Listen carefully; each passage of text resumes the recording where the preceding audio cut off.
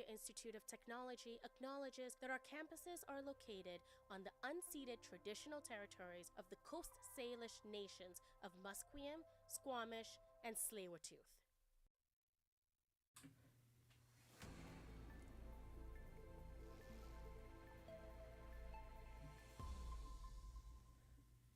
Hello and good afternoon. It's me, Keone Mo, with your 12:30 news update.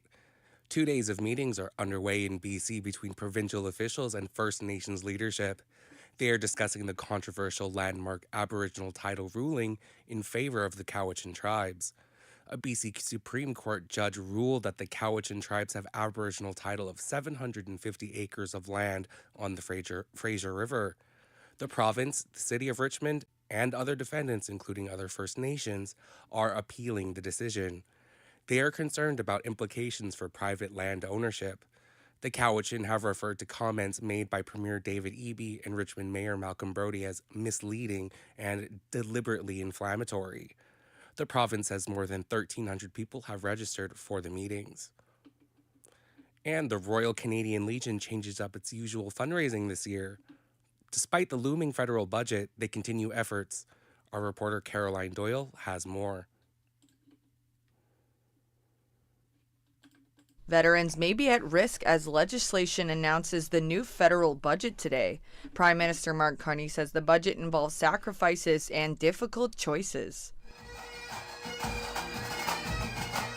With Remembrance Day 1 week away, the Royal Canadian Legion continues to raise funds for veterans through the Poppy Fund despite a changing financial climate. This is the first year of the National Poppy Campaign, which allows for better access to poppies. This campaign, in partnership with Amazon Canada, aims to encourage remembrance. Some legions have been forced to close due to aging memberships and aging buildings. Caroline Doyle, BCIT News. Prime Minister Mark Carney's government is set to unveil its first budget this afternoon. Finance Minister François-Philippe Champagne says that document will offer something for every Canadian. Government House Leader Steve McKinnon told fellow MPs in the House Commons yesterday the budget will be affordable and will make Canadians proud. Mr. Speaker, the budget will be affordable, the budget will be great, the budget will build this country and build opportunities for farmers, for young people, and all Canadians. The government of Quebec is extending an olive branch to doctors. There has been contention over a new law that changes the way physicians are paid. Treasury Board President France-Hélène Duranceau says Premier François Legault wants to restart talks with doctors. Legault has been under scrutiny after forcing the new law through, which also imposes fines on doctors who boycott the changes. One minister has already resigned over the reform. The Quebec Federation of Medical Students is in court today requesting that parts of the law be suspended. Manitoba students up to grade 3 will soon be screened for literacy and learning difficulties. The NDP government has supported a Liberal bill to enshrine the practice already in place in some areas into provincial law. The move is being welcomed by Carrie Wood, a teacher, mother, and dyslexia advocate. Unfortunately, children can slip through the cracks right now, and what's often referred to as a wait-to-fail model, where we're waiting and hoping that they grow out of their reading difficulties. That happened with both of my children. Israel handed over the bodies of 45 Palestinians yesterday. The Red Cross said it took place a day after militants returned the remains of 3 hostage soldiers.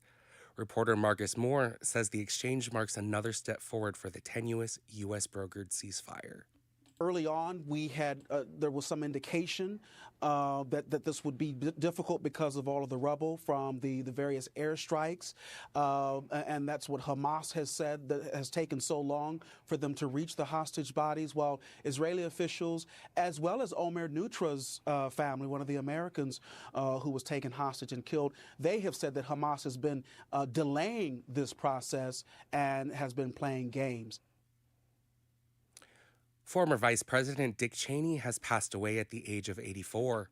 His family says he died from complications of cardiac and vascular disease. Cheney once led the armed forces as defense chief during the Persian Gulf War. And for the weather today, we'll have a high of 9 degrees with a low of 8 and a mix of sun and clouds. That was your 12:30 update, and this was Keone Mo for BCIT News.